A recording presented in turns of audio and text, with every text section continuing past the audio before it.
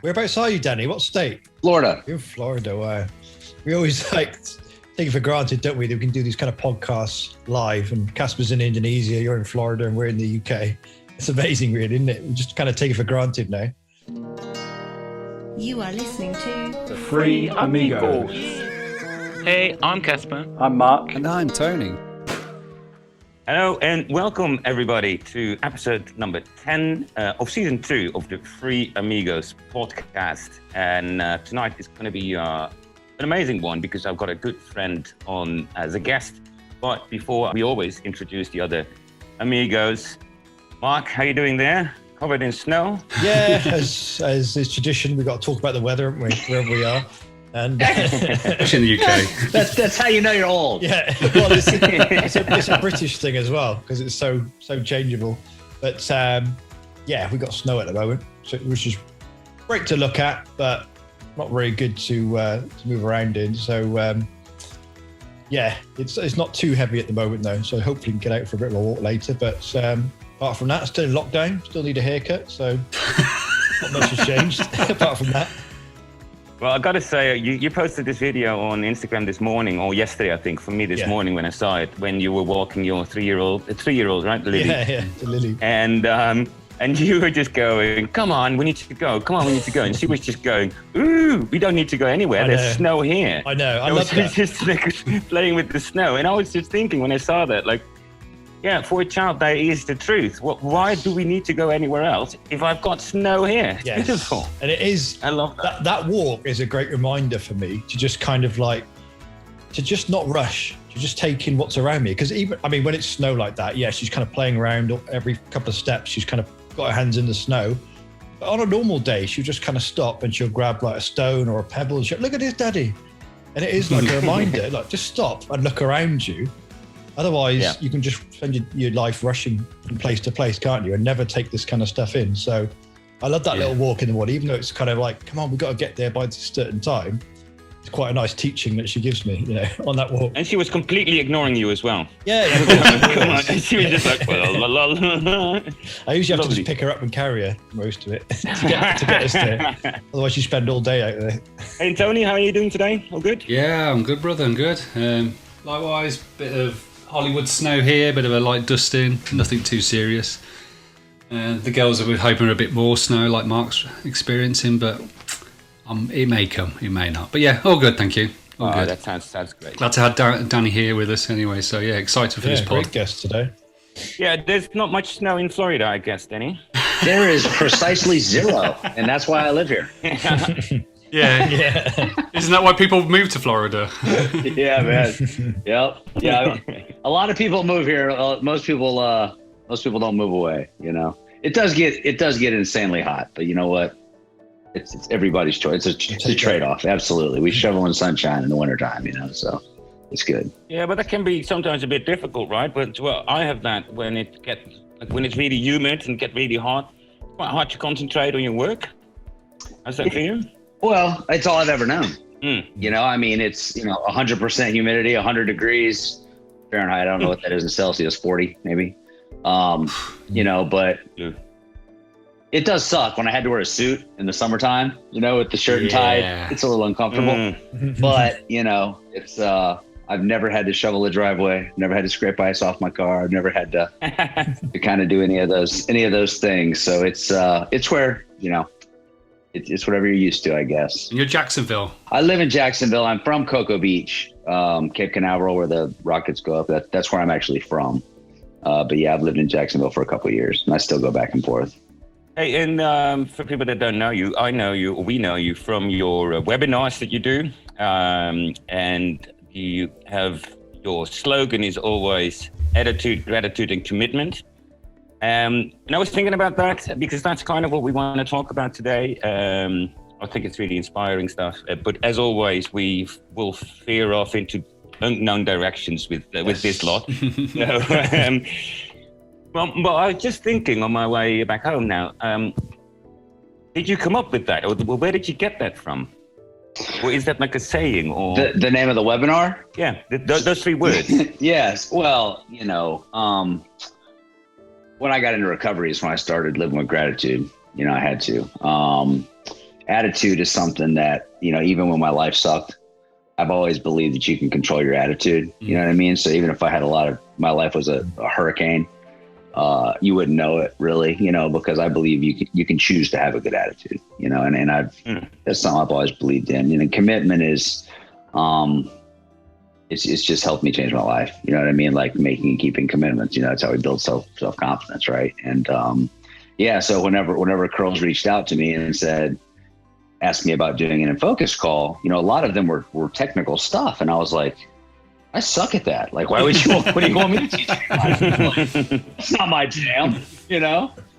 So, well, you're good at Excel. I can do a spreadsheet like a champ. That's true. Excel mastery. When I came, I don't know about mastery, but I'm functional, you know, like competent. Yeah. When I started this journey, you know, all I knew how to do was I could email and I could do spreadsheets, because in my medical sales days, like, you know, you'd have huge hospital inventories, and that's Excel was, you know, whatever. So I learned to do that. But that was 100% of my technical ability. You know, I could work about 10% of the features on my telephone, and that was it. You know, so I said, well, what do you want me? I'd love to serve the community. I'd love to help. I'd have no idea what I would talk to them about, you know. And she said, well, what do you inspire people? What are you good at? And I was like, well, I'm good at, you know, gratitude and having a good attitude, and I'm good at keeping commitments, you know, because we had just finished like the Transcend You challenge, and I had started a little group, you know, Committed to Growth, which was just like to create positive, you know, healthy habits. And she said, well, that's what we'll call it then: gratitude, attitude, and commitment. And I was like, amazing. Yeah. So let's go through these 3 words, but then in the reverse order. Okay. Commitment then. Yeah. So I need to remind myself the whole time again. Attitude, good. Commitment. Let's start with commitment. So what is commitment to you? What is it? What is it to you? Commitment to me is non-negotiable. That's the first word that pops into my head. You know, if I keep a commitment, I will keep it, or I will die trying. You know, I lived a lot of a good portion of my life, you know, in active addiction, and my word didn't mean a whole lot, you know, and I didn't have a lot of self-confidence. And, you know, once I started changing my life, you know, I came to believe that, you know, how we build self-confidence is by making and keeping commitments to ourselves, you know. And, you know, there's a saying, the best apology is changed behavior, right? Nobody gives a shit what you say, right? People care what you do. And if you have a track record of not, you know, I could say I'm going to do something and then not do it. Well, the next time I say it, even if I really, really mean it, chances are people aren't going to believe you, are they? If you haven't got display that integrity to people. right? Yeah. Right. So I just quit saying anything, and just let my actions speak for themselves, you know. And you know, the more commitments that you keep, the greater your confidence, right? And then you have that to reflect back on. You know, I mean, something simple, like some of the guys I work with, the first thing I'm like, just make your bed. If you don't make your bed, then just make your bed. You start your day by keeping a positive commitment to yourself. You know, it sounds small, but you know, that's how you make big things happen, right? Yeah, and it also creates like a character in the end. I've realized that a couple of years ago when I made a promise on a wild night with a lot of friends that I would take care of someone's dog. And then we all, in a drunk haze, came up with the plan to bring the dog to the KFC the next day, which was... What, to sell it? No, yeah. No, just like someone said, hey, if you're going there... Anyway, we made this crazy, crazy promise. And the next morning, we woke up with a dog, and everyone was like, what is going on? The first thing I said, it doesn't matter what we have promised, we're going to do it, because... You made a commitment. A man keeps his promise. Yeah, and I've said that to someone, no matter what state... And I was thinking about that later, as in that I found that really good of myself, basically, as a characteristic. Like, so I make a promise, I keep it. It's a gentleman's promise as well, right? Well, and you come to know yourself as someone who keeps their commitments. Yeah. Right? Like people like me do things like this. Yeah. You know? Yeah, I love that. Yeah, commitment is quite a difficult thing as for a lot of people. A lot of the time people see commitment as an external thing, like you said, is as in I make a commitment to someone else. But the most difficult bit of commitment is committing to yourself. where you make that promise. Yeah, holding yourself accountable. Surely. Yeah, that's the most difficult one. Yeah. Well, yeah, it is, you know, and it's a buddy of mine sent me this quote. I don't even know what movie it's from.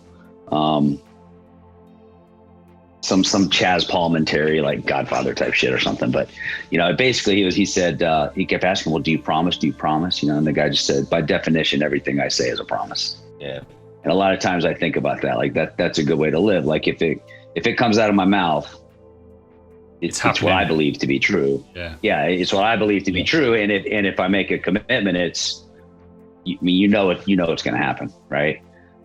Which of course gets to where think for a second and not commit to some shit that you really have no control over or you can't accomplish. You know what I mean? Like I can't commit to you that it's not going to snow in England today. You know what I'm saying? But, you know, but if I was there, I could commit that if it does snow, I'm going to come help you shovel your driveway. Right.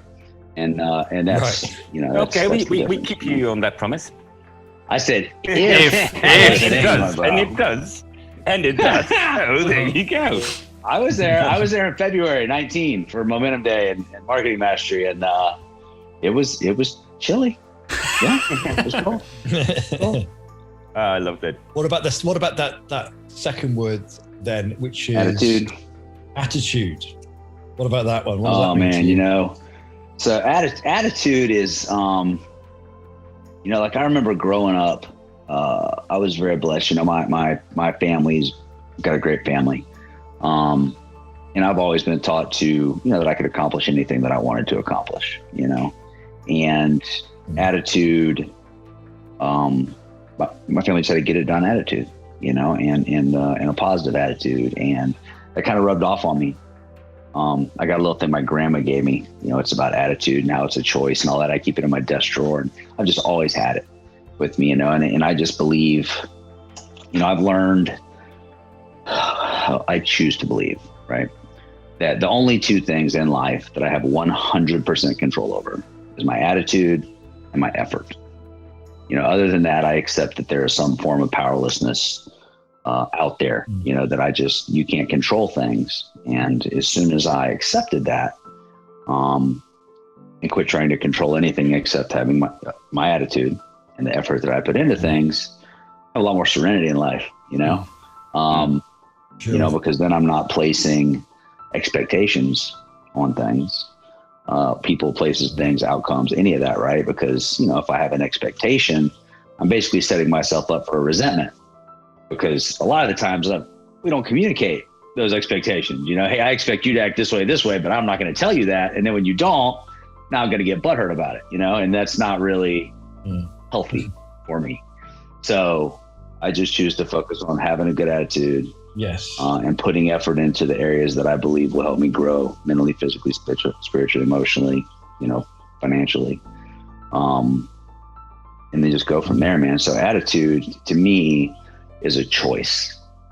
You know, I've had this lady at the gym, you know, that checks people in at the gym a couple of years ago, just said something about, she's like, you're always happy. And I'm like, no, but I always have a good attitude.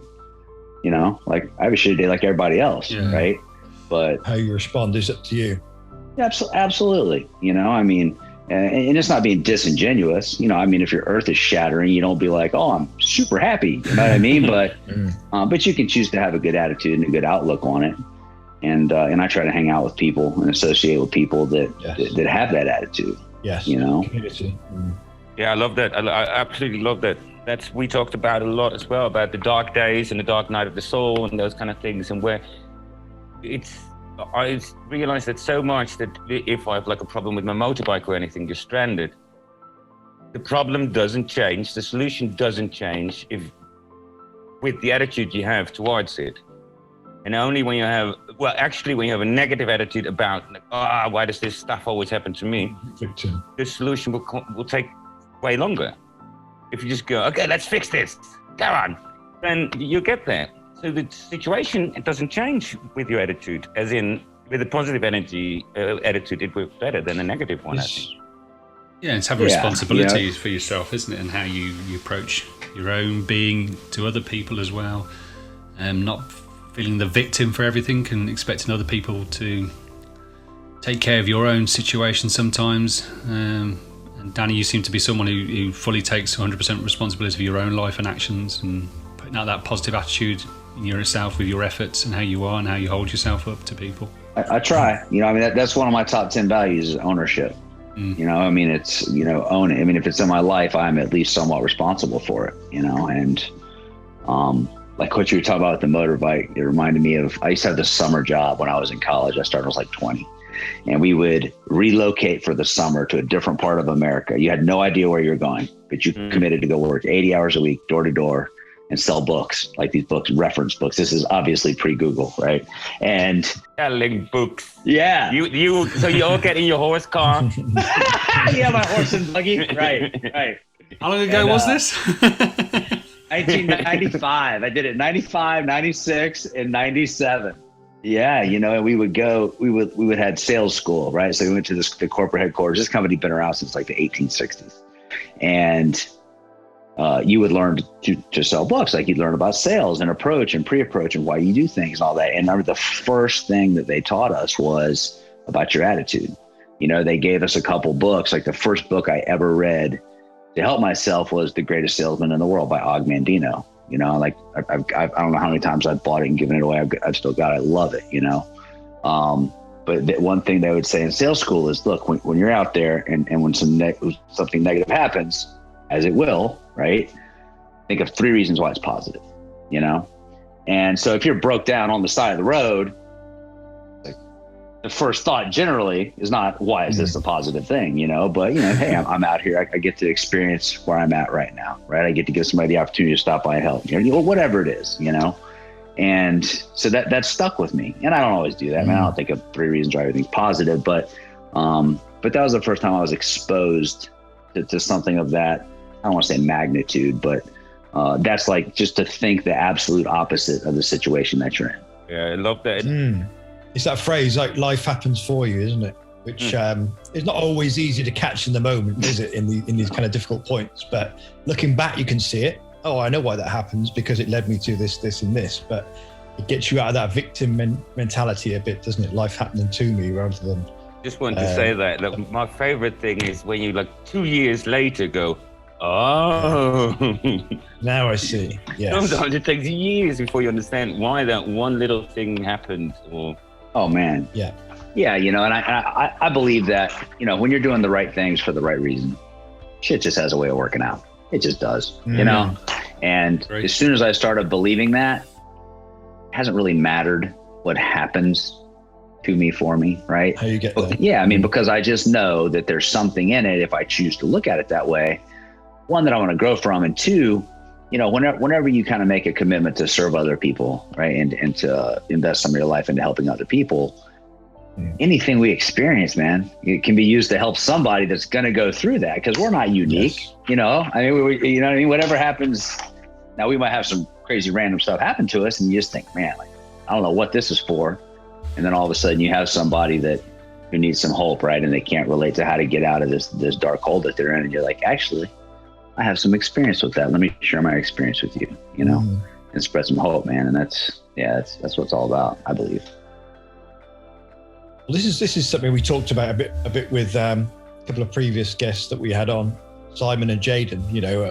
You may have heard a couple of clips. I'm not sure if Casper sent them to you, but I mean, going through real darkness and coming out of it with this really, I suppose we go on to the last word then, which is gratitude. That gratitude coming out of that, going through those dark experiences, and just when I was looking at your site yesterday, it was like that word was everywhere. Gratitude, like on your kind of like, you had like a mood board with the different words that mean a lot to you. Gratitude was there, big in the middle, and now you're on the pod, and on your t-shirt you've got grateful, life is good. So obviously that is huge for you, gratitude, isn't it?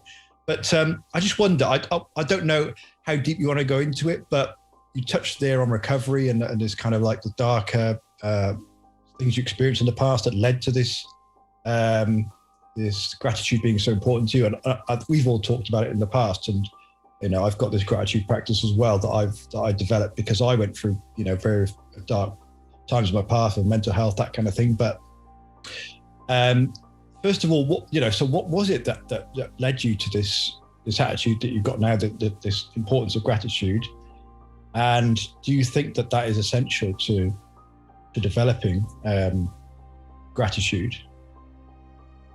So, I mean, I'm happy to talk about anything you want to talk about. You know what I mean? Like all the stuff that I've done that's negative has no power over me anymore, right? And it's just meant to help other people, right? So, you know, gratitude for me, when it changed, was in recovery, you know, because I was just an ungrateful, entitled, arrogant little shit. You know, I just was.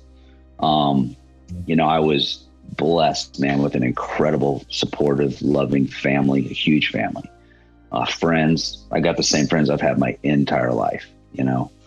And I'm just blessed, man. And I just took it for granted, you know, because when you are, I'll keep it on me, when I was, you know, in active addiction, and kind of even before that, you know, an addict has certain behaviors, and the core of the disease is self-centeredness. And as big of a heart as I believed that I had, and I did kind things for people and things of that nature, I was manipulative, you know, and I was just ungrateful, you know, for what I had. I kind of took for granted the fact that, you know, my parents loved me. Like I had food, right? Like I had a new car. I mean, just whatever, you know, like I was, you know, I was popular in high school, right? I mean, I played football. I got to hang out with the cheerleaders. Like I was, you know, that guy, right? And I was a dick, you know, I mean, just to be blunt, looking back, you know, because I had the expectation that I would get what I wanted. Right. And, you know, throughout my life, I could manipulate most situations and get what I wanted, you know, and whenever I got clean, you know, and I started my recovery, you know, my sponsor I chose, because he's straight up, you know, the first thing he said to me is, you know, I'm not going to co-sign your bullshit. And I'm like, well, that's good, you know, because I need somebody like that. And he just told me, he said, look, a grateful addict will never use, you know, and that stuck with me. And, you know, for me, you know, like, so I'm in these, you know, in a treatment center, for example, and like, there's people around me that used with their best friends growing up, right? And you have to eliminate people, places, and things, okay, that where you caused you to use. And I started to become grateful that none of my friends use. You know, I mean, they drink, and obviously I don't drink, I don't do anything, but every single one of them said, I'll never drink around you again, if that's helpful, you know? And I don't require that because I work a solid program, but like, I couldn't imagine, you know, I've known my best friend since I was like 3, you know, I've got another I've known since like 15, like 12, right? Like I couldn't imagine never being able to talk to them again, you know? And so I just started getting some gratitude right then, you know? I've never been homeless, right? Like, all the times my power was out, right, and had food or all that was by my choice. You know, I made $100,000 a year and your power gets shut off. You're a dumbass, right? It's not because you can't afford it. You know what I mean? It's that's just how, you know what I mean? That's on you. That's on me, bro. Yeah. You know? Yeah. So I remember looking at the lady with intake, you know, and they're like, well, you know, asking you all these things, basically victim mentality type questions, right? And I just said, look, let me cut you off. All of my fucked upness is self-induced. I own all of it. It's on me, right?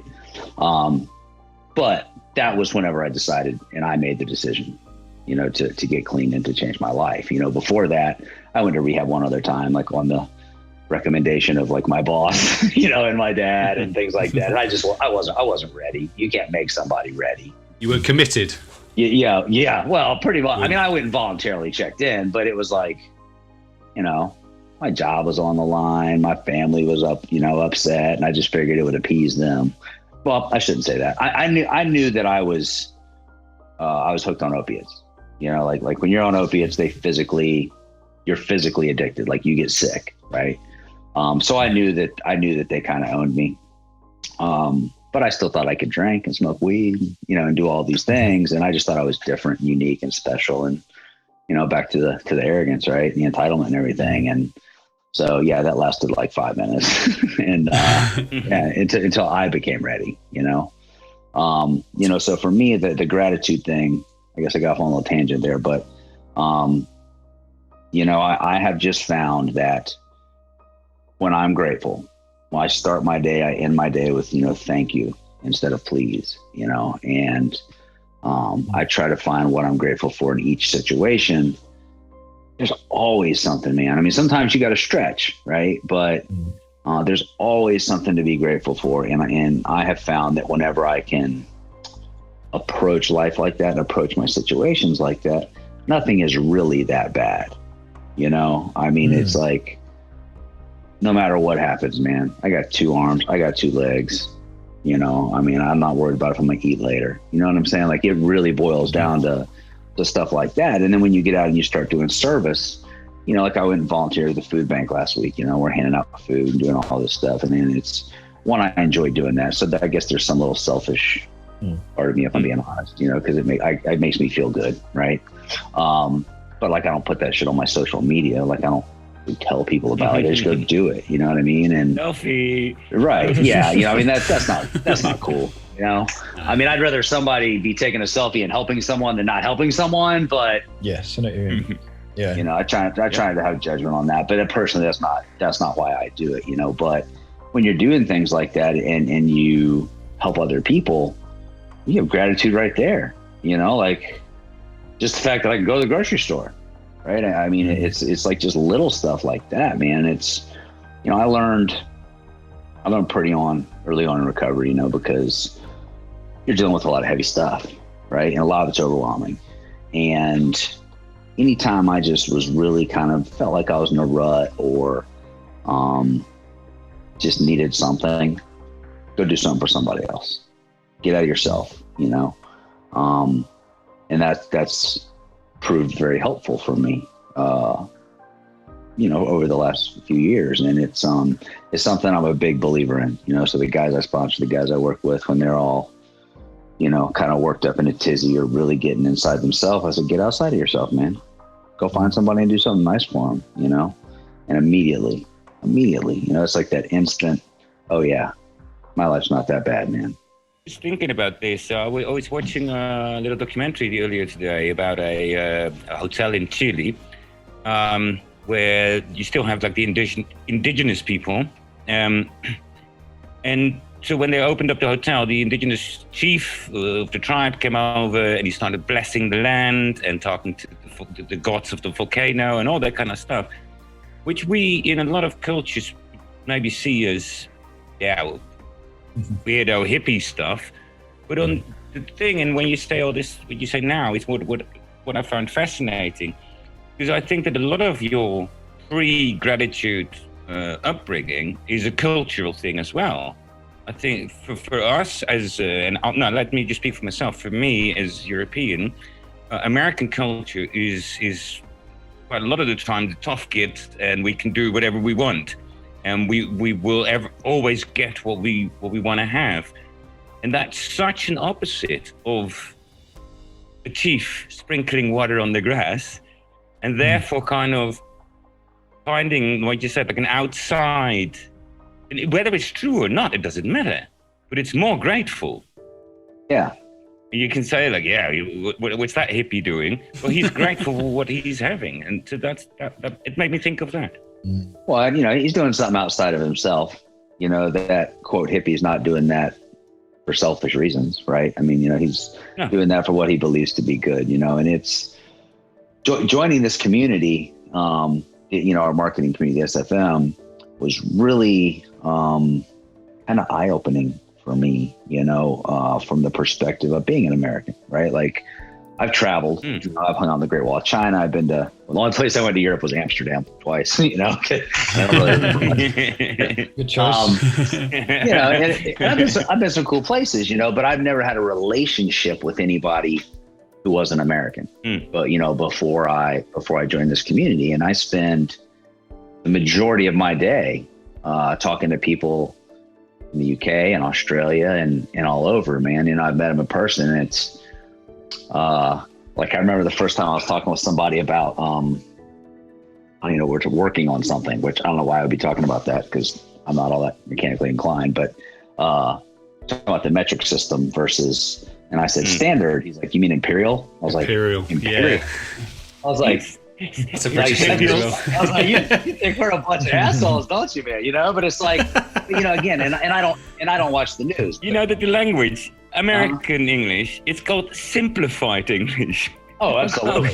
Absolutely. Brother, look, I believe that 100%. You know, and of course, I hope you understand. I'm not saying this to get any political or who's better or what. It's just about your upbringing and what your standards are. You know? Oh, brother, man, look, yeah, I know you would be talking political to me. You know, that's not my jam. You know, at all. But it's, you know, over here, I understand what people see. You know, and like, and it's who you choose to hang around to and who you choose to listen to. Like in my daily life, like all of this bullyish, Americanish, you know, like kind of the perception, you know, that I've seen kind of, you know, traveling around is not, like 90% of people aren't that way, man. You know what I mean? But, and it's like all this noise is the loudest people get that's what people look at, you know? And like, I'm around people of all races, all cultures, the diversity is just insanity. It's everywhere. Right. And everybody loves each other and gets along. And it's just like, yes, every now and then there's a little bit of this, but, you know, nobody wants to see that. People want to watch a car wreck. Yeah. That's the news, isn't it? Yeah. Yeah. You know, and so that's why I choose not to participate in any of that. You know, people who want to talk about that or spread that, you're not in my life, period. You know? Yeah. And, that's why I got some serenity. Yes. And I just literally 5 minutes before this call, I unfriended someone on Facebook just because it was a long rant on whatever. Get out. I don't need that. Yeah. Well, as you know, man, I was never on Facebook. I've never had any kind of social media ever. You know, I joined it for the tribe to do the 90-day video journey. And I have no personal friends on Facebook. My girlfriend, my family, nobody. Like the only people that are friends with me on Facebook are in the SFM. Period. Oh, nice. And so my brother's like, "Oh man, I heard your Facebook." I'm like, "I'll fucking stab you." You know? So, and I would not even know how to deny a friend request. Like I'm so basic. I'm so basic, you know? And I like it that way. You know what I mean? It's like, I'm saying that to my brother now. my brother's the guy Casper's talking about, bro. He'd be going off on some rant, but he don't talk. He's not like that with me because he just understands. Like we don't need to talk, man. You don't have anything to say I want to hear more than not listen to that, right? So that's again the beautiful saying we talked about before is when I was going through the desert and I heard another desert story, Sahara Desert. They say when you do the camel trip, before you go in, and it's a couple of weeks, I think, they say if you have nothing better to say than the silence of the desert, dip it. I like that. I love that so much because that will get people like fully open up. And you can't go on a camel through the Sahara Desert talking about Trump. That doesn't make sense. And so a friend of mine went on that trip and he just kept on saying, but it's, I wanted to say something, but but nothing was better than the silence of the desert. Right. The almighty universe. I love that so much. Yeah. Yeah, be talking, if you have those type of people around you in your close circle of influence, then negativity and that sort of rhetoric that you can get from people can really drag you down if you're not careful. I've found that in the past with people, and it just brings you down. Like with the news, I'm like you, Danny. I barely watch the news at all these days because it's just depressing. It brings me down, brings my mood down, and I don't want that. I like to keep a positive attitude alive. Something since joining the SFM myself is showing a lot more gratitude on daily ritual, appreciation, to the point where my wife just punches me now because I appreciate it too much and she hates it. Exactly. I've gone too far. And I've said, no, I'm being genuine. This is not disingenuous, honest. She said, no, just leave me alone. Stop being appreciating me. Yeah, but it's amazing what the community can do for you, and just the same flipping that coin with your attitude and your own integrity and how you hold yourself up for yourself and for others around you can make huge inroads on your life, and it has done for me as well. So I completely resonate with what you said since you joined the SFM as well. I've had the similar experience myself. Yeah, I believe that I believe people either make you better or they make you worse. Like I believe people are a positive influence on your life or they're a negative influence on your life. I'm not really into that neutrality thing, you know? So a lot of times, and it's tough, you know, we've had a couple of webinars we've done on relationships, you know, and I'm sure we'll do more because they're so important, you know, and, you know, it starts with the relationship with yourself, really, you know, and those boundaries, you know, what am I willing to accept is what it comes down to. And it's hard to eliminate negative people from your life sometimes, especially if you're related, you know, but I mean, what are we trying to do, right? Like if I'm surrounding myself with negativity, I'm not going to be able to serve others. I'm not going to be in the best frame of mind, you know. And you know, one of the greatest things I learned in recovery is to live one day at a time. You know, I'm a huge believer in that. And I mean, in the beginning, it's kind of out of necessity, you know. But you know, now it's just refreshing. You know what I mean? It's like I wake up every day as New Year's, man. You know, and it's like if you wake up every day and think, how can I be better than yesterday, or who can I serve today, or how can I have an impact today? Yesterday is kind of irrelevant. You know, it really doesn't matter what kind of day I had yesterday, and tomorrow is not guaranteed, as we know, right? And yeah, man, I believe that. Like, so today, if I'm not around any negative people, I'm not going to have any outside negative influences. So that just means it's either going to be something I read or something I consume, which I don't read anything negative. I don't consume negative content. So the only negativity would be from within me, right? So then if that pops up, noticeable, and it's something I need to address, you know, which takes a minute, you know, to kind of figure it out. But I find it very helpful. Yeah. It's been a bit of a shift with me recently in that, like you said, we've all got these negative aspects of ourselves, these parts of ourselves that are out of alignment, which we could say. But I don't look at it as necessarily like a good and bad thing now. Okay, it's negative, it can be destructive, that voice or that part. But like you said, it's pointing at something. There's something within me, something out of alignment. There's some energy there that needs to be realigned, healed. And so I actually just started looking at it differently in the last maybe 6 months. It's like, okay, this is almost like a positive here. Okay, there's something I can work on here. There's some work I can do by going inside, feeling into this part, realigning it, and bringing me closer to wellness ultimately. So yeah, I think tricky is the positive and negative. They're not necessarily good and bad. You know, I think there's still something to learn from any situation, as we talked about, or any part of ourselves. Yin and yang, then, right? Yeah, light and dark. The moment where you understand, is dark good? Is light good? I mean, we got curtains because we don't want to have light at night. I mean, there's no the judgment of the yin and yang, the positive or negative. It's you can't even say positive or negative because these words are already implying which one of the two. It's just a situation, and you can see where you want that to go, I think. I think you could say these parts could be constructive or destructive. Maybe that's about as far as I could go. Like there's energy that wants to bring together, wants to create, and there's energy that wants to break things apart, isn't it? But that's probably the only way you could kind of differentiate it. It certainly isn't good or bad. Like you said there, Danny, we've all said the same thing, being through difficult times, dark times in our lives, but looking back, so important. I mean, if I hadn't have gone through what I went through, I wouldn't have a gratitude practice every morning like you've got.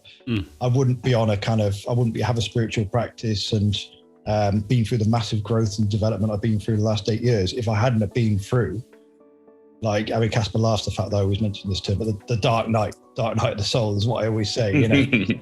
So grateful for those really dark times in my life, because that's where evolution happens, I think, you know. It's probably the most important period of my life, you know, and it was the most challenging. Oh yeah, you know, and it's not necessarily, like you say, it's not good or bad. It's, does this serve me or does this not serve me? You know, it's kind of how I look at it. You know, my grand sponsor always says, people don't change because they see the light; they change because they feel the heat. You know, and I found that to be true. I don't want to say all the time, but most of the time, right? Like most people don't just wake up and go, I'm inspired this is going to happen. Like real deep, meaningful change a lot of times is driven by pain, right? It's driven by our bottom. It's driven by, a dark place of some kind. And like you were just talking about, Mark, when you can find a way to be grateful for that, we call it the gift of desperation. I'm grateful for that gift of desperation. I would desperately need to be a different human being, and without that, I'd probably be dead, like just straight up, and I know there's a lot of people that can relate to that, so whenever you can make yourself be grateful for that darkness, that's when it doesn't have the power over you anymore, I believe, Yeah. Love that moment. And I wanted to say that before all those things like gratitude and all those things and the darkness, there is an acceptance. And for me, I always say that if there's a problem, whatever it is, whether it's external, internal thoughts, the voices in your head, whatever it is, the moments when you accept it, it will resolve itself automatically. It's kind of like the moment and you don't have to work on it. You just have to say, this is what is the problem. And then you can leave it alone. Yeah. And it's amazing. And the universe will solve it. But most people have so much difficulty on accepting the problem as it is. Yes. I was telling somebody last week about this. The single word that I say to myself more than any word is acceptance. Really, like the gratitude has become natural. Most of the time, but acceptance is, life happens, man. You know what I mean? Life just happens. Right. And once I started realizing people don't do things to me, man, people just do things because people are people, and life doesn't happen to me. Life just happens, bro. It's life, and so acceptance is very much people as they are, situations as they are, myself as I am, just life, bro. It's like I just tell my acceptance. I saw this morning an amazing metaphor for that one. I talked about it on my webinar about the change of life and acceptance of change. I can't remember where it was, but I think South America, and they built this bridge over a river. When it was finished, it was a massive river. When it was finished, the hurricane came over and it changed the flow of the river. And if you see that picture now, you literally got a river and then a bridge next to it. Because the river shifted. The river shifted under the road, so there's just a bridge on a meadow. And that's how we try to control everything. But the acceptance is so important because accept the change there. It will change. Everything changes. Yeah. Love that. But as we are on the 45-minute mark here. Question. Mark, can you introduce the question? Well, it's something we've introduced very recently that just changes the flow of it, changes the energy. If you accept it. Your question, if you choose to accept it, Danny Hamm. It sounds quite straightforward, yeah, but often this one will go on for about 15, 20 minutes, which is why we bring it in at this point. But, so, you're having a dinner party. You can't invite us because we're making the food in the kitchen. But we've got three guest spots. Who are you going to invite? They could be past, present, like who's knocking on your door. They could have passed away. Three spots. So your dinner table. Who are you going to bring in? Take your time. This is like living, dead, people I know, don't know, just basically anybody. Anybody. Completely up to you. Like I said before, you can invite Jesus, you can invite God, whatever. It doesn't matter. Anyone, every. Oh man, I talk to God every day, so probably not him. Oh, you got his WhatsApp number now, hey? Yeah. God's already there, isn't he? God's Yeah. I have a constant look of disapproval coming my way, man.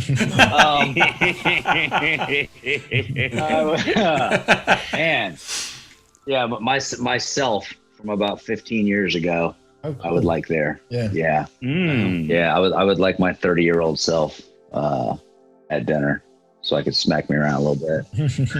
Why? It was just a couple years, so 2008 for me was a very pivotal year. It was like I got divorced. My grandmother, who's my favorite person in the world, passed away. It was just, I don't know, man. It was very pivotal for me, and I did not deal with any of it at all at the time. you know, I've since dealt with it, but, you know, I was hooked on opiates, not real bad before then, you know, and I would always drink, and everything like that. But, you know, that year was kind of, it was pivotal, you know, because I mean, I don't have any kids, right? So whenever I got divorced, I mean, now I had no adult supervision. You know what I mean? Like my life was like a rap video, dude, for like a year. It was insanity. And at the time I thought it was cool, you know? You're free. Yeah. You know, to me, it was just really numbing myself to not deal with, you know, my part in it. You know what I mean? It's real easy to blame other people, you know, when again, you're cheated on and you're left and it's all them, right? Well, nothing is all anybody. Acceptance again. Yeah. You know, and when my grandma passed away, that was tough, you know, and I dealt with it by just getting so drunk that I left my phone somewhere the next day and almost late to the funeral, you know, and I was just a grease fire. So knowing me, I probably would not listen to me, you know? I just wanted to say that. What would you have done? Would you smack him or would you care? You know what I mean? Like which approach would you take? There would probably be some violence. A good old beating. I got some mess to tidy up out at this dinner party. Right. All the police. Yeah. Well, this is a great start of a lovely dinner party. Yeah, you know. Cheese fondue everywhere. Yeah. That's awesome. Well, I'm not above a good food fight. Okay, you got your. You sound 15 years ago. I love that. Yeah. It was a bit of a what we would call a wanker, going all over the place. Yeah. It's 15 15 years ago. I was going to say I was like 15 years ago a completely different person. I mean, yes. I don't know, but I don't know what I'd say to myself then. Do you say, because you need to say anything, or is it just like, because if you just say, oh, you know, don't worry, it'll all work out, or what do you say? You'll see. Yeah. You'll see. I'd probably just say, look, meditate. I'd probably just say, mate, meditate. But then I wouldn't have had a discipline. I wouldn't have had the reason to, you know, so. Right. Without the pain. Exactly. That's the problem with that one. This is exactly what I say. Like, I became the person that I am, as in what we talked about before, as always, the difficulties created the person you are now. And so, therefore, I would not change it. No, you couldn't change it. Yeah. The only thing I would say to, whether it's my 5-year-old, 10-year-old, 15-year-old me, I would say, dude, one day you'll just be fucking living with tribes, living on a beach, riding your motorbike through Africa, and chill the fuck out. Yes, don't take it so seriously. Yeah, relax. That's the only thing I would say. One day you will get there, not with your education, because none of all the things I've done, I learned in school, of course. I learned in life. So don't take it seriously. That's what I would say.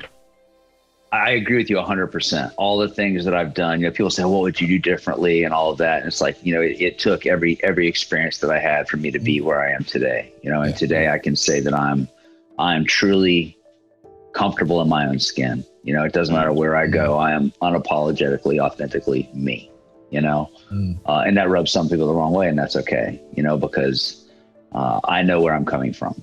I know my intent, you know. And I also accept that not everybody's going to like me, you know, and I'm okay with that because I don't like everybody else, right? It's good fun.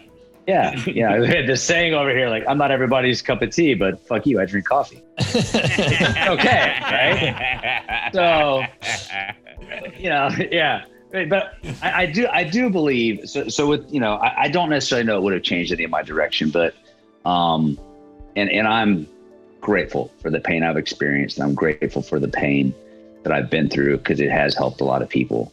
One thing I really wish I could have done without it is causing the pain for the people who love me. Very good one. That was, for me, that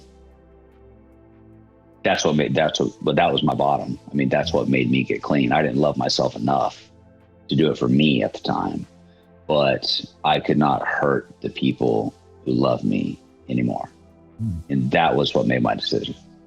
That triggered your sobriety then? Yeah. I was at a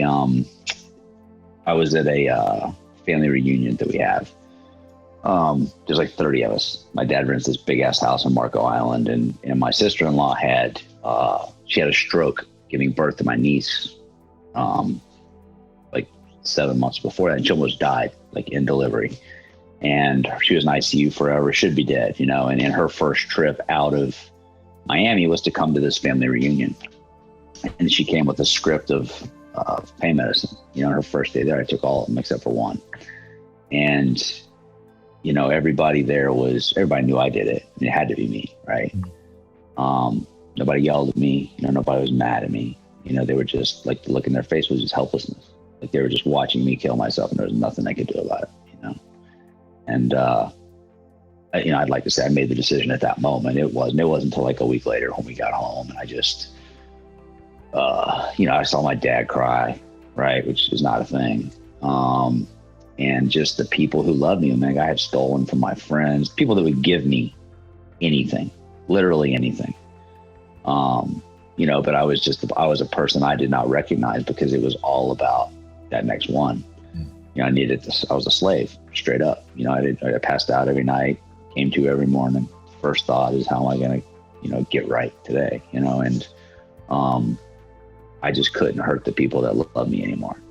That was my bottom, when I checked into detox on July 1st, my favorite holiday is the 4th of July. And I remember I literally shit on myself on the 4th of July, like July 4th, 2016, grown man shit on myself. And, it was poetic, if you will. Right. But that's what it took for me, like that first time I went to rehab on the recommendation of my boss and my dad and all that. I went to like a hospital detox, and it was like no big deal. Like none of it was a big deal to me. I just brushed everything off, so this time I went somewhere that was not the same. Right. And the whole time I just beat myself up. This is what you get. This is what you deserve. All this negativity. Right. But which obviously isn't helpful. But I didn't know any better. I didn't have the coping skills and the skills to deal with life on life's terms at that point. So, to me, that was my bottom, was not hurting other people, and although I'm blessed that all of my relationships, most of my relationships are stronger than they were, way back then. Now, now that I've changed who I am, I cause a lot of pain, man, to a lot of people who I really, really care about, and I don't want to say regret, because I really have tried to work through stuff to not regret it, because regret's kind of a useless emotion, in my opinion. But I really would be great if I could not have hurt those people, I know what you mean. The way that I did, it's very helpless, and I see it not with my family, but it's just people in recovery. Like, you have to love people knowing that a very, very, very, very small percentage of them are actually going to stay clean and change your life, but you have to go in and unconditionally love people knowing that they're most likely going to let you down. They're most likely going to hurt you. They're most likely going to die. But you can't distance yourself from them, or you can't not open up your heart to them, because that's what it takes to help people heal, So I've learned a lot of that here, and I'm grateful for that. Yeah. Well, having said that, I think that the answer is quite easy. When you got your 15 years ago you on the table, this would be your speech. No beating, no flogging, just this monologue. Yeah, because as much as I was then, I love those people. You know what I mean? And it'd be like, look, like this is what you're about to do to those people who you love. Yeah. Yeah. And that's really all you can do. I don't know that I would listen, but. Oh no, it will plant the seed for sure. Yeah. You can't hurt anyone anymore. The thing, of course, is here that when you hurt, you didn't know that you were hurting them so much. Oh no. It's a lack of awareness. You're showing now, after the wisdom that you got now, 15 years later, how much you've been hurting people. And in a positive way, you're telling now, stop hurting people, grow up, be a man, be a lovely man. In a couple of years' time, you will enjoy the world again. Yeah, and that was before it really took off and got bad for me. That would have prevented a lot of harm. But like we say, it all is what it is. But we got 2 more guests to go. Two more guests. We've got 3 guests on the table, and of course you got the 3 amigos. You got us. We come out of the kitchen, and we're all gonna have great conversations. That's the starter done. Main course. And That was the starter. I'm gonna put the lampshanks on. In the meantime, you talk, Danny. I love it. Oh man. I mean, I wouldn't have anybody who's alive today. I would take the opportunity to have people that aren't around it, and I would love to have my grandmother there. Absolutely, I would love to have her there. Man, the third person. I'm not real. There's so many people that fascinate me, as you know. Like I read a lot, Casper. But I don't really think about stuff like that. I'm the same. I wouldn't invite famous people. I'd invite people close to me, to be honest. Right. I wanted to have a party. I mean, that's kind of where I'm at. Yeah, but I think the beauty there is, look. So let's say you got your grandmother and Einstein. I mean, how would that work? You know what I mean? That is the balance. Well, for one, if I talk with Einstein, I'd understand about a fraction of what he said. I've read several of his books, and I'm like, dude. You don't have to do Einstein, but you got yourself 15 years ago. You got your grandmother. You know who really interests me is Tony Robbins. Wow, he really does. And he was kind of whenever I first started, kind of my working on myself in my 20s in sales, like before I actually really worked on myself here. And I've reread a lot of his stuff and a lot of his content, but regardless of what people think about him, he's had a big impact on the planet, in just a lot of ways, right? And I think he's an example of starting from changing yourself within, help other people change for the better and grow. And then what do you do with this wealth that you've accumulated, not only of money, but of knowledge and of everything else, is you use that to have an impact in a positive way. The feeding thing, where I went and feed Northeast Florida. Well, feeding America is huge to him, is feeding people. And, just a lot of the stuff that he does, I think he's fascinating. I really do, and I mean, dude's had conversations and coached, some of the most influential people over the last 30 years, and I would just love to pick his brain. What was the Dalai Lama like, man? Just craziness. What would you do? Would you sit there and then wait until he starts spreading his wisdom? Oh no. Or would you have some questions? Because you also got your grandma.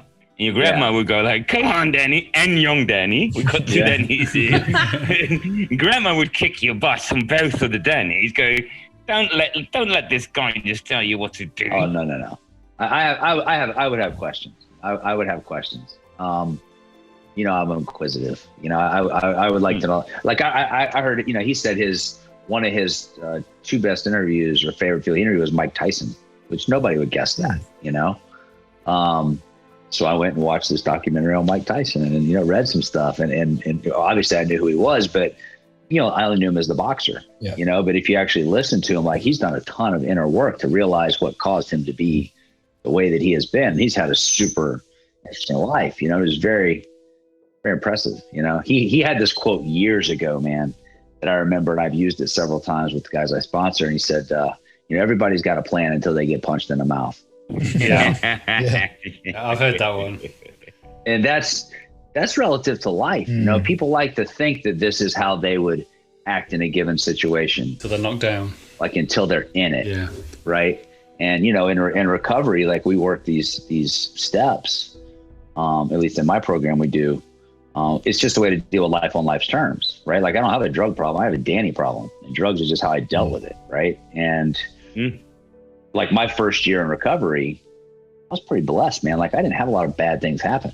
You know what I mean? Like it was just all of the pain and discomfort and everything was brought up from me working on myself, but, and I was able to get that solid foundation. And then in my second year, like my stepdad passed away, I lost my job at 15 years, even though, I just had all of these things happen and I didn't have to get high over it. Right. Because I had built this foundation of when I get punched in the mouth, I know how to show up for that today. Right.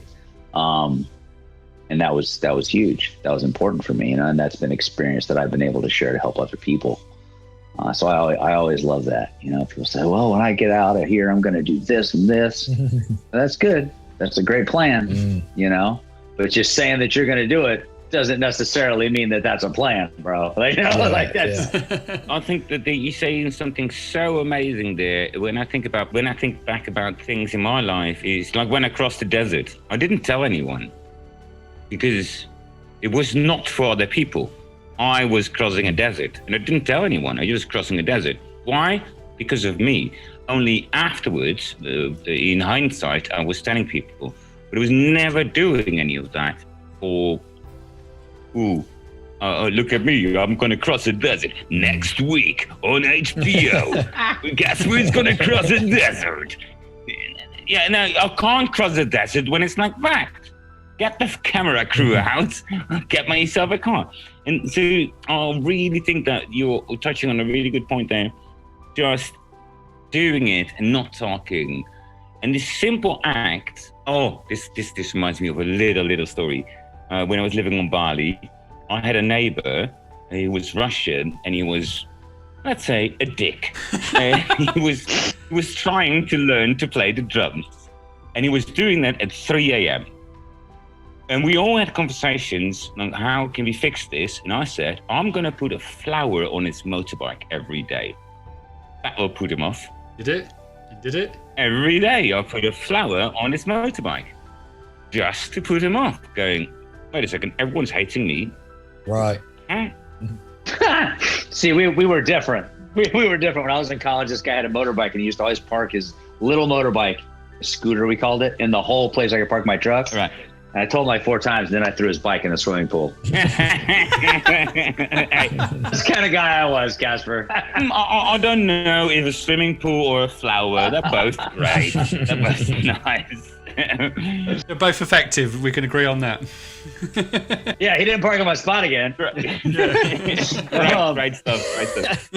What I'd like to know is that is there a kind of a future that you're thinking of, Danny, or are you purely just in the present now with what you're doing, or have you got somewhere you'd like to take? We all know you're doing a great job, you know, with the community and the in-focus calls, but is there somewhere you're thinking you want to take this, or are you just purely focused on the present at the moment? No, so I do. You know, the vision I have is a time of continuous growth and commitment, inspiring one another to create lives of gratitude and fulfillment. You know, that's my vision, you know, and the mission is to be a loyal stand for hope, authenticity, courage, and integrity, to unite people through fun, recognition, and acceptance, and to lead and inspire others to take ownership and achieve a life of freedom through persistence and a positive attitude. And that's the filter I'm looking at life through. You know, I'm building my brand and my business, and I have a friend of mine, a mate, John Brooks, you know, building out the, you know, Living Grateful is my brand, you know, and that's my company. And you know, I have Living Grateful Lifestyle as my affiliate model, and CBD and health and relief, which is, you know, feeds people and, you know, whatever, charity. And everything that's associated with my brand will either be good for the environment, it will be something to help people, you know, mentally, physically, spiritually, emotionally, financially, in some way. You know, like I have a couple products on Amazon that, you know, like a pet hair roller, right? But it's eco-friendly. There's no waste. You know what I mean? It's, you know, stuff's made of hemp. I mean, in other words, things that are good for our planet, right? Or at least what I believe to be good for our planet. And so I have a filter like that, you know, and I read this book a couple months ago called One Word That Will Change Your Life. And it's basically come up with a word for the year, you know, and Casper knows about it. So I had on my call the other day. It's this book right here, actually. I ordered like 10 copies and gave them away. But, you know, and I came up, my word for the year is impact. So that's the filter that I have. Every single decision I make, everything that I do is what kind of an impact is this going to have and how can I make it bigger? And so that's kind of my vision. You know, I don't have this is exactly what I want it to look like in 5 years, right? But it's today. You know, like when you guys, you know, asked me to be on here, it's like if that impacts one person, right? Like that's what it's about. I'll get up early for that, you know. Brilliant. That's a brilliant new way of thinking. I've never thought about that. Sorry, I'm just being because I was when we're having this conversation, I'm thinking about, and really sorry to interrupt you, Not at all. or really think about like a soccer game, or as we call it, football. The goal is to get the ball in the goal. But it's not about that. It's about the pass. And it's about the shift, and it's about this one. It's not that last bit. It's about that one thing you're doing at the moment when you get that ball. So when you look at things from that perspective, it's what can I do today, right? How can I be better than yesterday? What can I do to live through this filter of whatever your vision is, or your mission, or your purpose, or your whatever, right? Like, what can I do today to make the decisions of each thing that I do? You know, I mean, this is how you change the world, man. One person, like, you impact a person near you. Like, it doesn't have to be this huge grand gesture. You just put in, like, you guys all set aside the time in different time zones, right? And you put in the effort to put this out there and create this content and give it to other people. Like, that's how you change the world, dude. You know, you get enough people doing that, you know, and that's surround yourself with like-minded people and have a positive impact. I love it. I'm a huge fan of what you guys are doing. And I'm grateful that I got to spend some time with y'all here and be a small part of that, for sure. Fantastic. Well, we're grateful to have you on, Danny. And appreciate your time as well. I'm getting up early today. And we hope we'll have you on again. Absolutely. Because you've got so much to share. And I can see, like, I don't know where you're going, but it's going to be impactful. Amazing. Like, I think the next time we have you on, I wouldn't be surprised if you're, you know, just gone stratospheric with your progress. You know, who knows what that'll be, but your energy, I can just tell by your energy. You mentioned Tony Robbins there earlier on. I was like, yeah, he kind of reminds me a bit of Tony Robbins somehow, your energy. Yeah. I appreciate that. I have no idea where I'll be, but hopefully it's a little bit further than where I am for this conversation, right? Thank you, Danny. Awesome. My pleasure. Thank you, guys. Thank you so much for joining us today. Thank you, guys. That's it for this week, and we'll see you next week. Thanks, everybody. Thanks for listening. Thank you. Adios. Adios, amigos. Adios, Danny. Adios. Adios. Take it easy, guys. You have been listening to Free Amigos. Hey there, hope you've really enjoyed listening or watching to the conversation today. And as promised, we have all the links to the topics discussed in the description below and also on our website. And if you're watching this on YouTube, please feel free to hit that subscribe button or follow the link to our brand new website where you can sign up to our weekly newsletter. Thank you for watching or listening. We hope you got something good out of it. If you've got any interesting topics you'd like us to discuss or any questions, please don't hesitate to get in touch. And that's it. See you in the next pod. Adios. Cheers.